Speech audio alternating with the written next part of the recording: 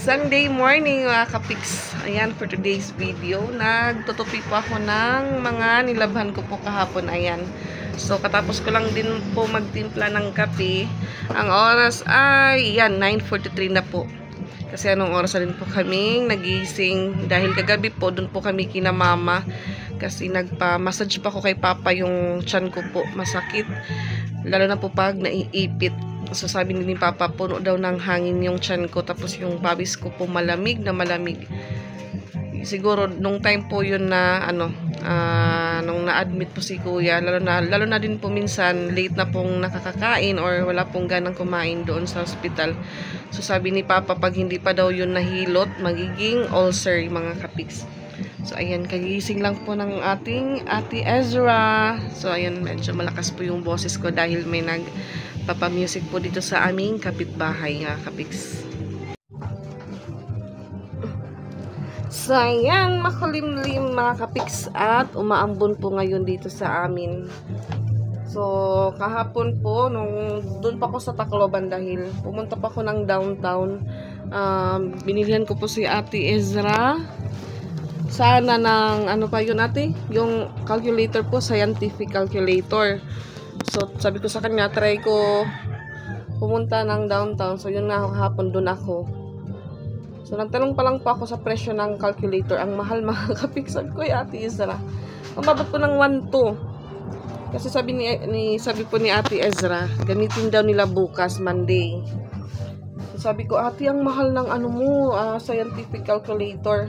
So, yung nabili ko lang po sa kanya, itong envelope niya, nalagayan po ng mga books. Dahil yung books niya po ay tatlo.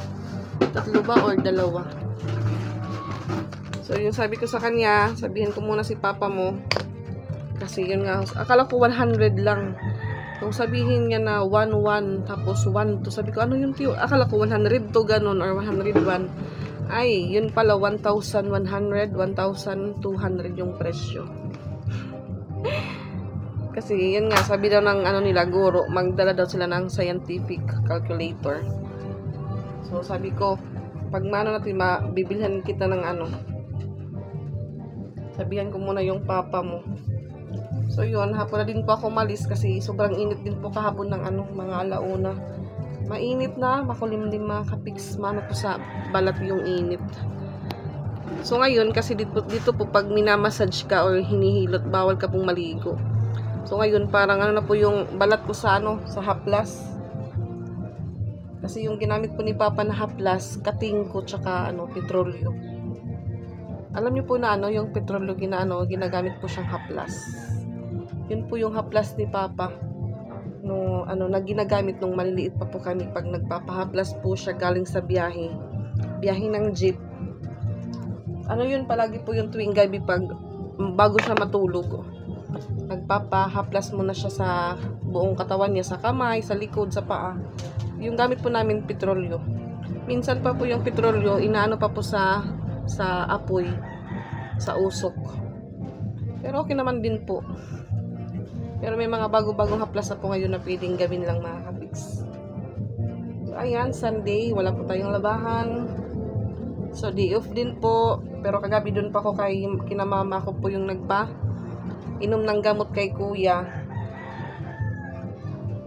Nakagano din po siya, napag-toothbrush din po namin. Problema lang po kasi sabi niya, pag pinapaupo daw siya nahihilo, feeling niya nahihilo daw siya. So, yung sabi ni Mama, nahihilo ka talaga kasi puro higa ka lang. Sabi ko, maupo ka sa upuan. Sabi niya, nahihilo ako. Okay, parang may improvement na din po mga kapiks dahil nakakapagsalita na po si Kuya.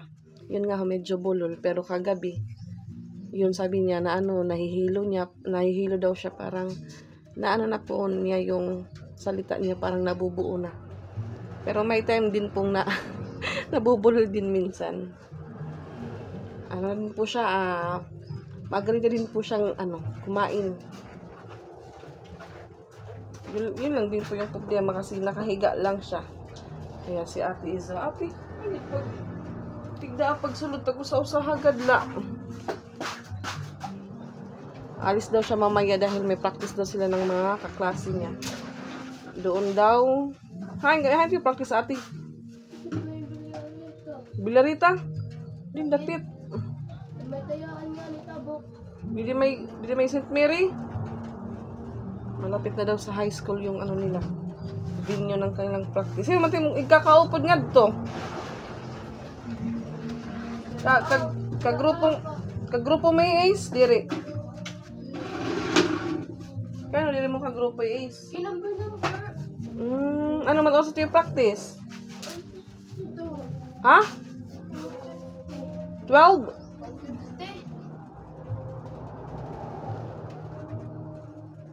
So, si Patpat po kahapon, yun nga, Sabado dito kami sa bahay.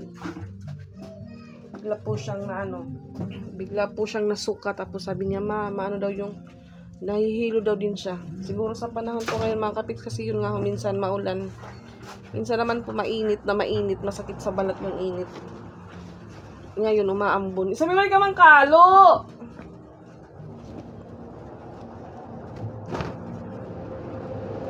So, buti na lang din po si Pix na kapag din po siya nakapag-live. Nasa sila kahapon, nasa park. Kasi minsan po pag Saturday may trabaho sila, minsan naman po wala. Hanggang Friday, Monday to Friday lang po yung Tapos minsan din daw may overtime sila. Minsan din po daw wala. Parang weather po yung overtime nila. Pero siguro mas po pag Saturday, Sunday, wala talaga silang trabaho. Tapos naglalaba po siya Friday ng gabi. Kahit siguro anytime siya pwede maglaba dahil may naman po sila. Automatic po yung washing nila doon. Paglabas, pwedeng isampay muna bago tupiin. Pero sabi ni Pix kasi medyo mabasa pa daw yung pag hindi po sinampay.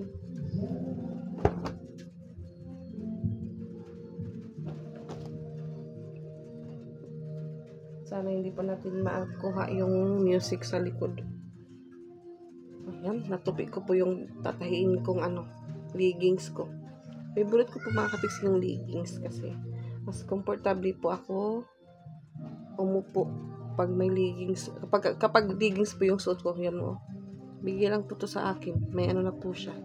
May butas na, dalawang butas. Dalawang pusil. Napusil po sa sa pako. So ngayon mga kapiks, birthday po ngayon ng pamangkin ko. Anak po ng pinsan ko, nasa dagat yung venue nila. So, kasi ika-21, debut po, lalaki. Sabi ni mama, punta daw kayo doon kahit saglit lang. Hindi naman ako pwedeng maligo dahil yun nga, hinilit pa ako ni Papa. Ate pagkalo, ate kay nauran. Gigib lang po yan pangligo niya mga kapiks. So, nagtatanong po, wala po kaming nawasa or gripo po para tubig. Dahil mahirap din po yung mag-apply dito dahil nasa gilid po kami ng kalsada.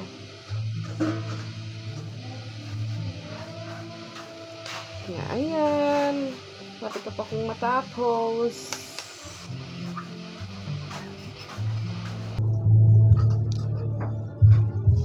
Ayan. Pasensya na po. Butas na po yung ko.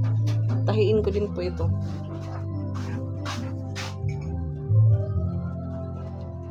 May customer tayo. Ano binibili mo, Day? Bunay yan yung ulam. Ha? Mumudlat ka man. Itlog daw yung kanyang ulam. So, si Ate Patpat, tulog pa. Pag magising po yun, sila ni Piyang, magka-call center. Ano yung Buat dali. Kuha ito na akong inulangan, dali. Ade man di yan, heart shape. Heart shape. Inulangan, yan. Oh, ano mat nga mo? Short nakatahi man ito. Nakatahi man. Nagtitimpa na po ng gatas si Ate Ezra.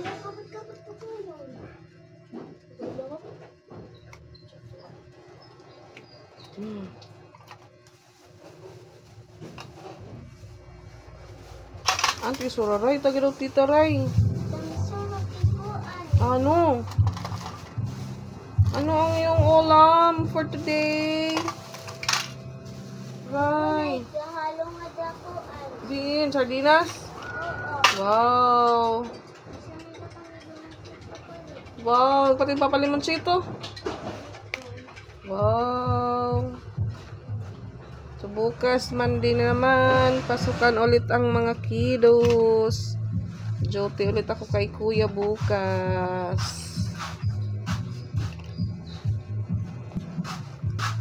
Sana hindi natin maano yung music.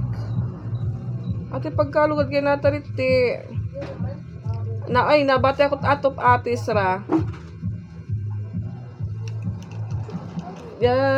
Dan pumasok po siya nung Friday na hindi po na yung Thursday hindi po naka-plancha yung uniform niya kasi hiniram din ni AJ yung plancha. Goya. Sabi ko sa kanya, okay lang kasi parang naka-plancha naman din tignan. Importante hindi mo lang iipit yung palda mo sa upuan. Yun po yung ginagawa ko dati nung minsan lang din po ma-plancha yung uniform ko. Hindi ko po inaano yung palda ko, parang ino-open ko po siya. May lang pa ako, may suot lang akong short para hindi po tayo mawalisan. Ayan mga kapiks, tanghali na. So ayan, nagkakagulo po sila sa kanilang dadalhin na damit dahil yun nga ho. Hahabol po kami doon dahil nag-invite po yung pinsan namin na pumunta po doon sa dagat kasi yun nga ho, debo po ng pamangkin namin. Kaya ayun, nakakahiya naman po pag hindi pumunta na, in-invite po tayo doon na dumalo sa birthday ng pamangkin namin sa pinsan. Ayan si Mikay. Hanay Mikay! You're scared. Dito po si Mikay. Ang ingay po ni Mikaela. Slowly. Dali na. Sa tulian tisra. So sinama ko po si Piyang dahil maliligo daw din siya. Ang tuwalya nga, orange ate dada. Pag sleeper. Hindi mo marigo talaga ngayon. Kikitaan pa ito, B. May music mga kapiks. Yan, wait po kami ng Maxim. Nasasakyan papunta po doon sa Baras Beach Resort. Opo. Kalito nga bagray. Mama Diba? Opo dako. Opo. Ano saba? Tapoy mo. Opo, quiet na. Alis daw yung papa ni Piyang papuntang Cebu. Magkano yung Cebu yung papa? May meeting yung papa? Wow. So, si Ate Izra po may practice sila pero siguro hindi tuloy. Kaya ayan, sasama na lang daw siya. Walang klaro yung mga kagrupo ni Ate Ezra. Yes. Mamukurot Maxim. Ay. So, ayan. Dito na po kami sa beach. Awan naman ligid motor ni Rico. Ayan, maingay. May video kihan pa sa unahan. Lagi na. May nagkakanta. Ayan, tuba tayo, tuba.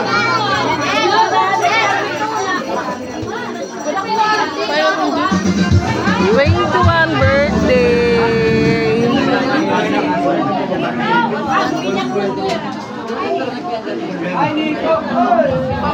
Yan, maliligo na po si Mikay. Madami po yung naliligo mga kapigs. La. Hala.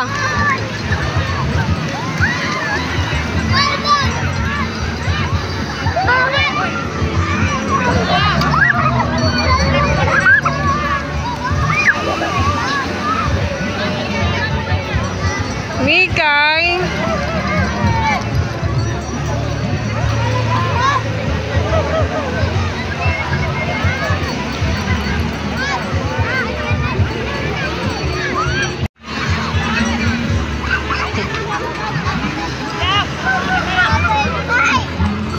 Madumi ang tubig.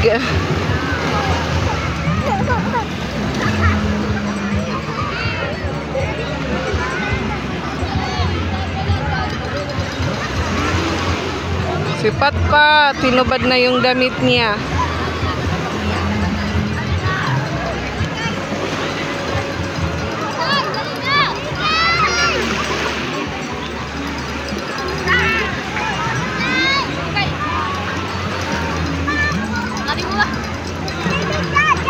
Bantay ito ha, bantay eh.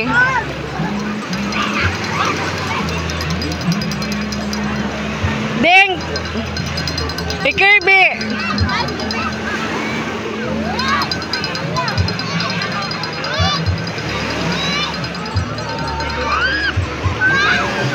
Nakatayo pa si Mikay, nakatayo.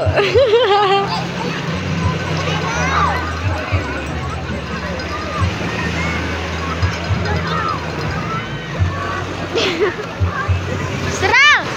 Ipante!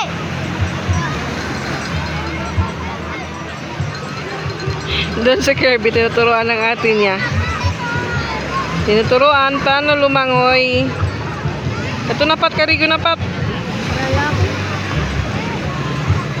Bigla ako. Ha? Bang mo ito ba ko? Bang ko nga ito ba? Gidowi piyang.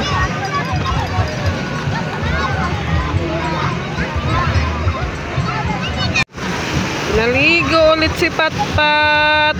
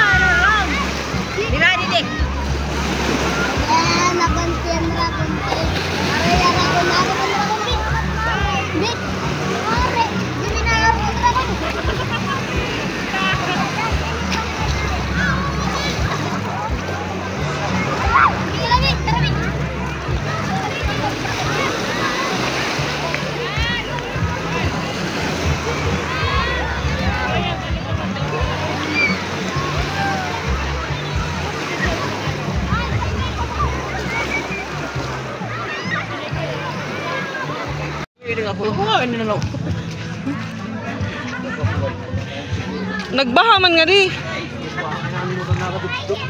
Nagbaha. Uwian na.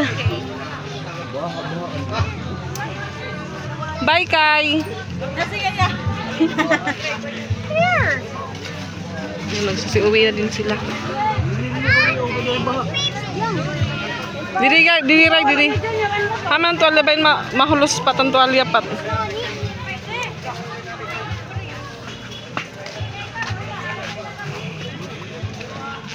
Anak ko sa'yo 100. Pero karawon, balikan niya. Wala sa kay pagbalik. Ikaw mo.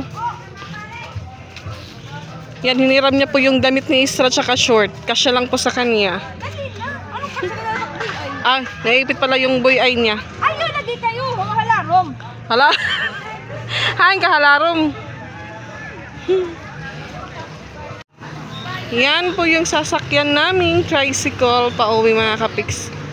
Ano kaluyo dito ka kay di ako masadang